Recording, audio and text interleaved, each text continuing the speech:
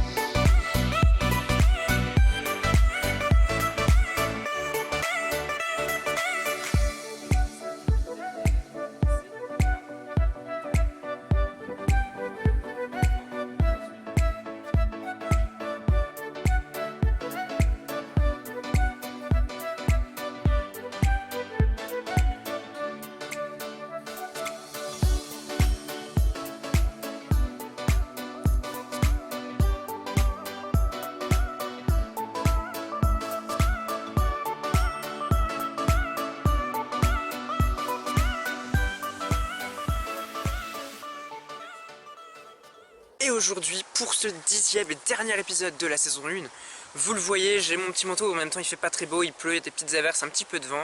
Et on va se retrouver dans deux endroits différents, deux endroits qui ont marqué mon année, et je vous expliquerai pourquoi. On va d'abord aller, et c'est là où nous sommes aujourd'hui, au marais de Tadon. Alors le marais de Tadon, c'est un marais qui est proche de La Rochelle. Tadon, c'est une commune de La Rochelle, de Villeneuve-les-Salines. Et c'est un marais pas forcément très grand, qui est complètement ouvert au public, bien sûr qui est géré mais par la mairie de La Rochelle. Et on va aller se balader dans ce marais. Il y a quelques petits endroits que je voudrais vous montrer que je connais plutôt sympa.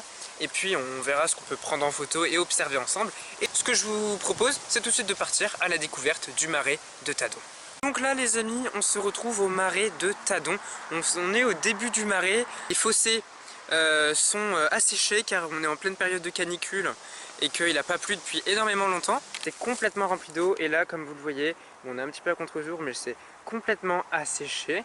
Pour la petite histoire, moi je suis venu ici pour la première fois en plein hiver au début de cette année. Et là maintenant je vais essayer de parler un petit peu moins fort car on va rentrer dans la vraie zone du marais de façon à pouvoir découvrir plus en profondeur le marais d'été. Oui, d'été, car moi je suis venu en plein hiver et en plein hiver bien les fossés étaient complètement asséchés, complètement gelés plutôt.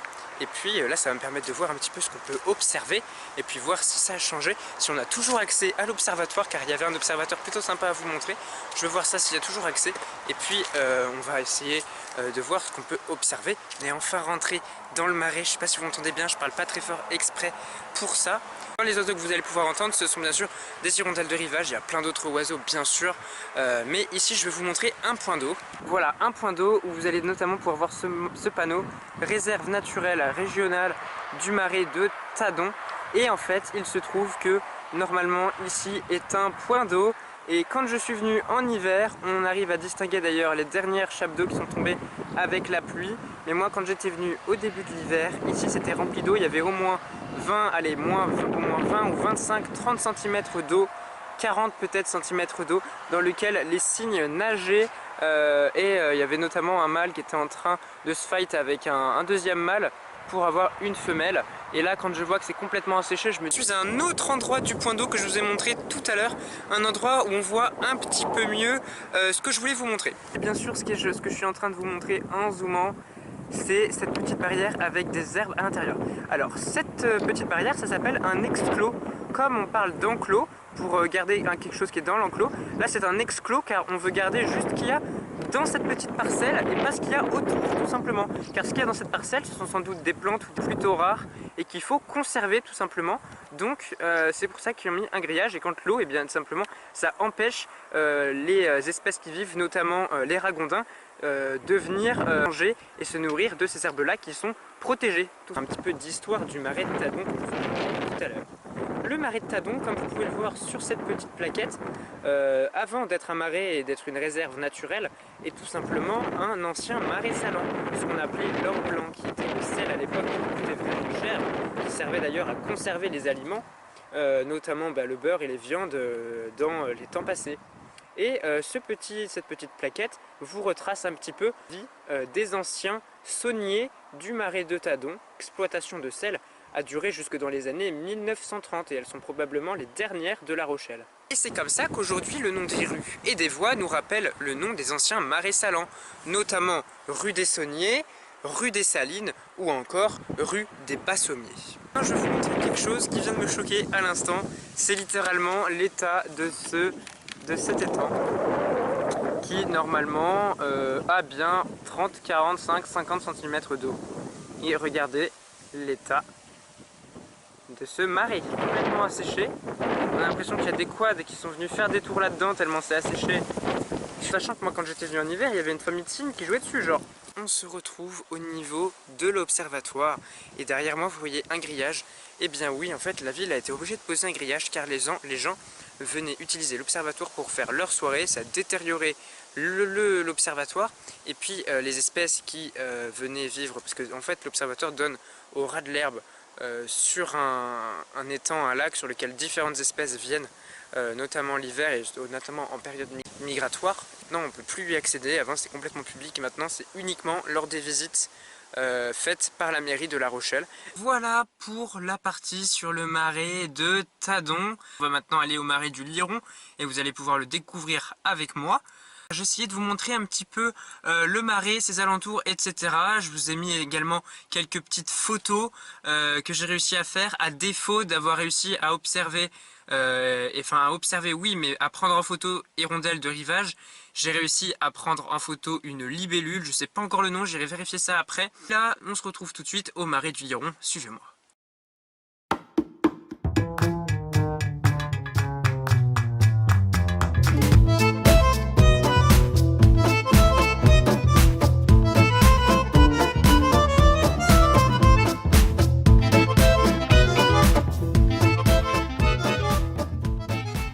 Voilà, je vous retrouve aujourd'hui au marais du Liron. C'est un marais à Breuil-Manier qui est un petit peu annexe de la cabane de Moin. La cabane de Moin qui est un pôle nature géré par la Fédération des chasseurs qui gère cet endroit.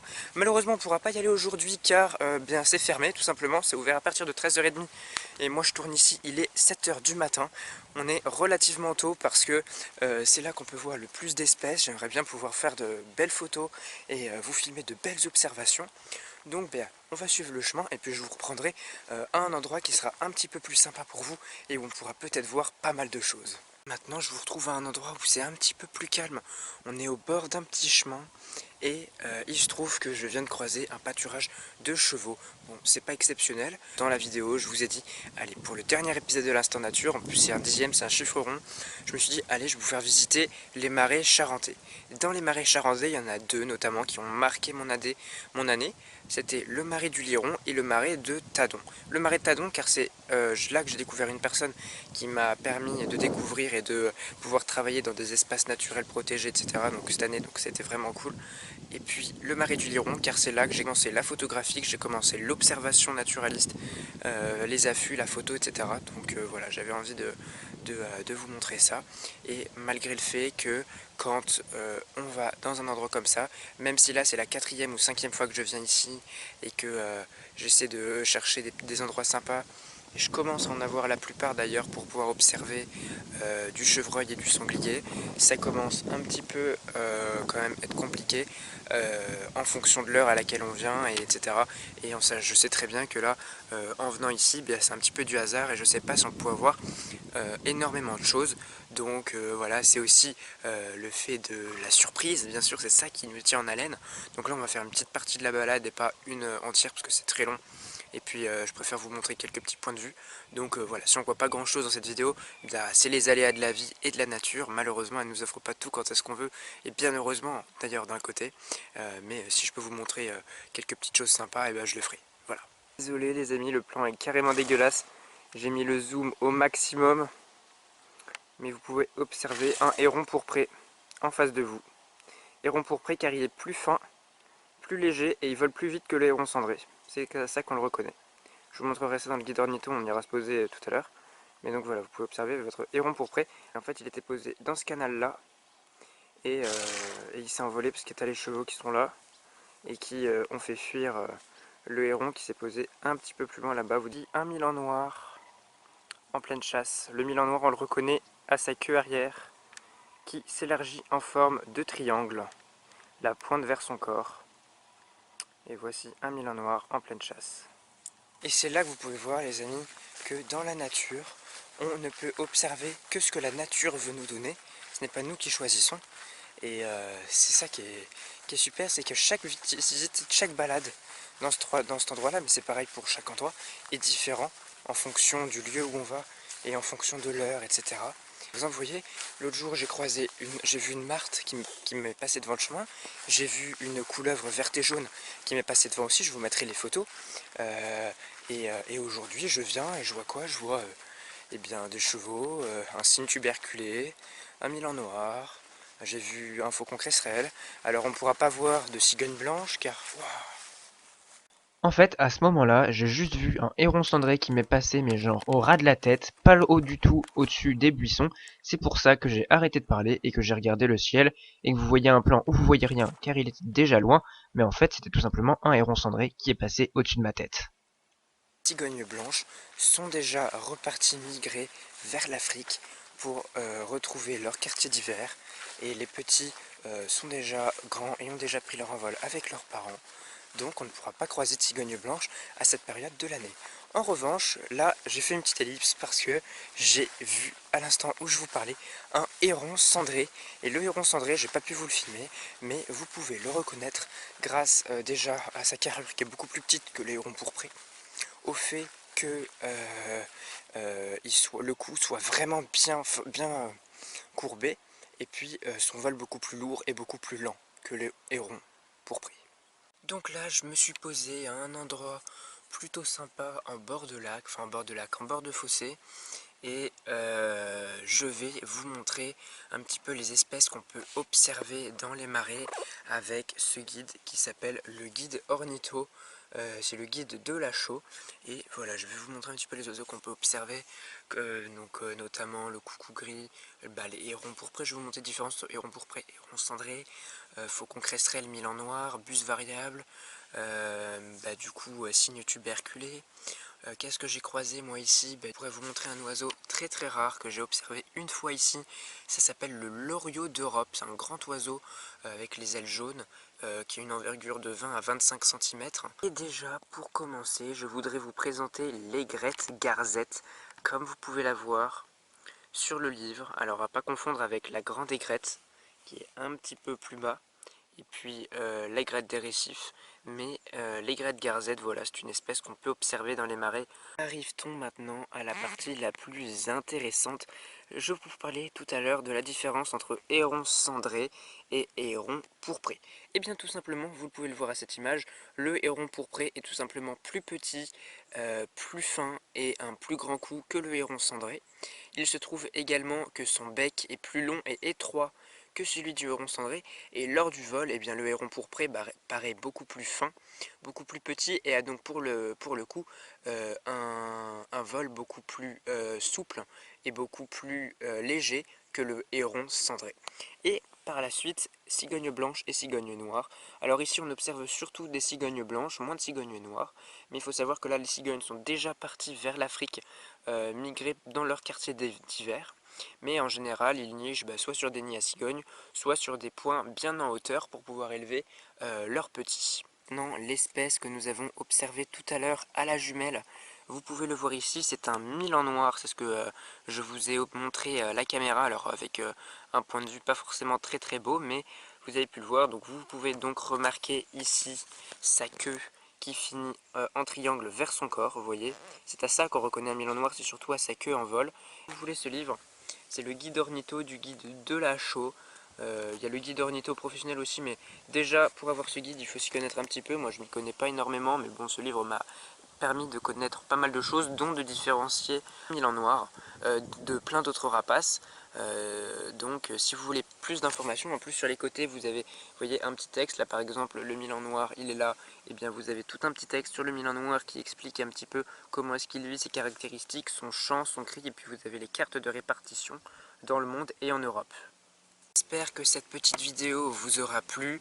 J'ai essayé pour ce 10e épisode de vous emmener dans deux marées qui avaient marqué mon année, des marées charentais, donc puisqu'on est en Poitou-Charentes, Charente-Maritime, La Rochelle, et là nous sommes à Breuil-Magnier.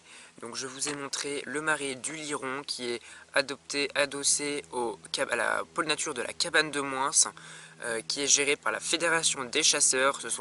C'est vraiment très bien géré. Vous pouvez aller visiter la Cabane de Moins, il y a des visites d'organiser, c'est ouvert tous les jours du lundi au dimanche de 13h30 à 18h30. Il y a des animations nocturnes en ce moment en période d'été, donc vous pouvez toujours aller voir ça. Je vous mets le lien du site dans la description. Le marais de Tadon aussi, alors le marais de Tadon il y avait moins de choses à voir, car je ne m'attendais pas à ce que les fossés soient aussi asséchés que ça. J'étais heureux de pouvoir conclure cette 10e saison de l'Instant Nature avec vous, dans un endroit complètement en pleine nature, complètement seul, avec ce que la nature nous propose, notamment les animaux, les plantes, le vent, etc. On n'a pas vu énormément de choses, malgré qu'on ait vu quand même un héron pourpré. Du coup j'ai vu un héron cendré, j'ai pas pu vous le filmer, des chevaux, des vaches, j'ai vu un milan noir du coup, et puis un ragondin, mais j'ai pas pu vous le filmer non plus. Bon, classique, hein, mais je vous mettrai à la fin des photos de ce que j'ai pu observer jusqu'ici. Donc la petite photo du loriot d'Europe, de la couleuvre verte et jaune, de la marthe, etc., etc. Toujours est-il, les amis, nous on se retrouvera à la rentrée pour la 2e saison de l'Instant Nature qui va continuer. J'espère que cette saison 1 vous aura plu.